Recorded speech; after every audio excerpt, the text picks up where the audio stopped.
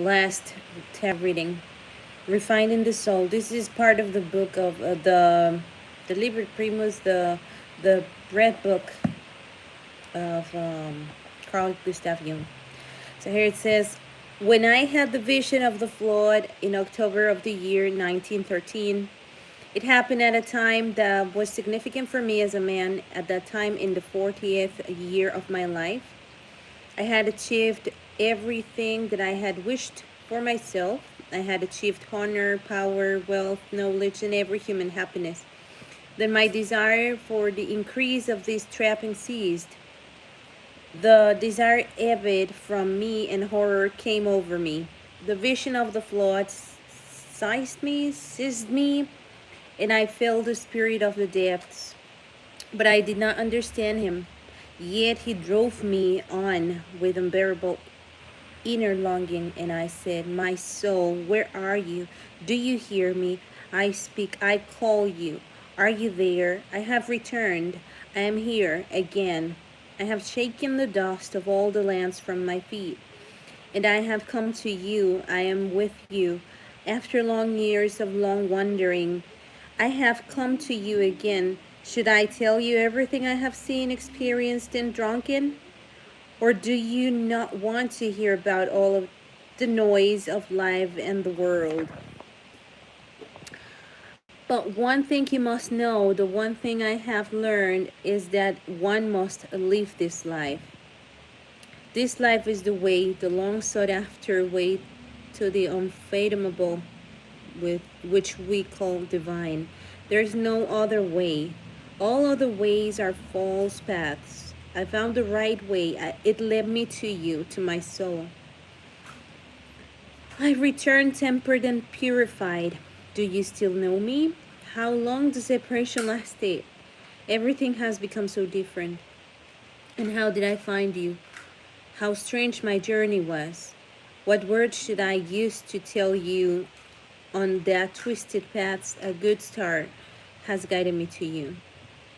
Give me your hand, my almost forgotten soul.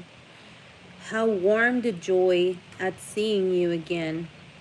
You long disavowed soul. Life has led me back to you.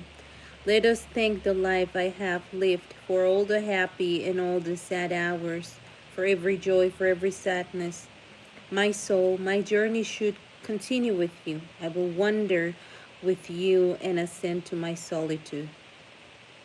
The spirit of the depths forced me to say this, and at the same time, to undergo it against myself, since I had no expected it then.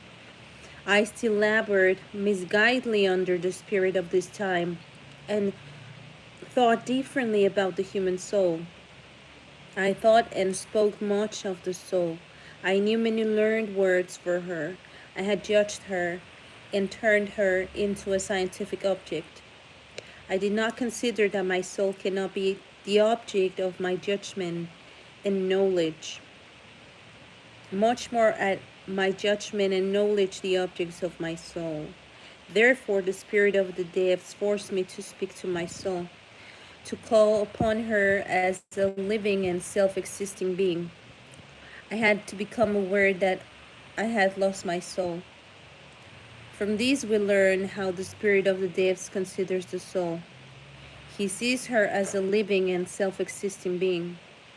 And with this he contradicts the spirit of this time, for whom the soul is a thing dependent on man, which lets herself be judged and arranged, and whose circumference we can grasp. I had to accept that what I had previously called my soul was not at all my soul, but a dead system. Hence I had to speak to my soul as to something far off and unknown, which did not exist through me, but through whom I existed.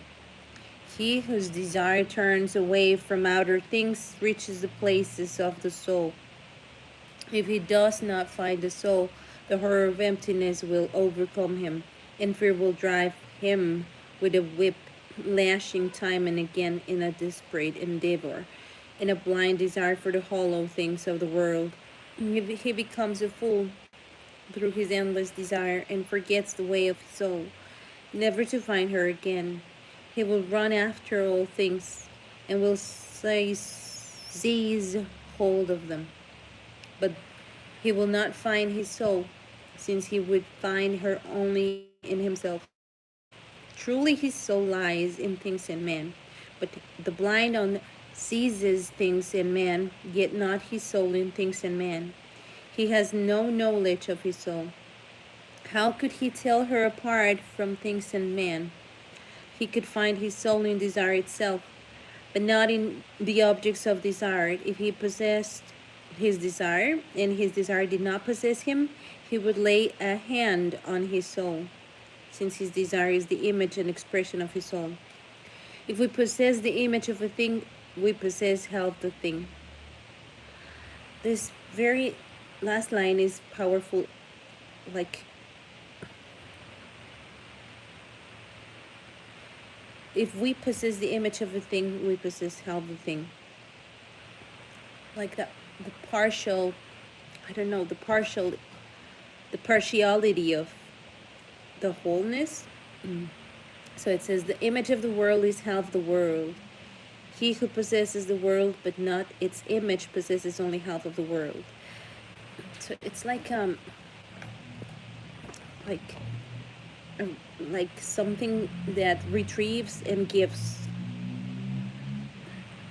Since his soul is poor and it has nothing, the wealth of the soul exists in images. He who possesses the image of the world possesses half the world, even if his humanity is poor and owns nothing. But hunger makes the soul into a beast that devours the unbearable and is poisoned by it. My friends, it is wise to nourish the soul, otherwise you will breed dragons and devils in your heart.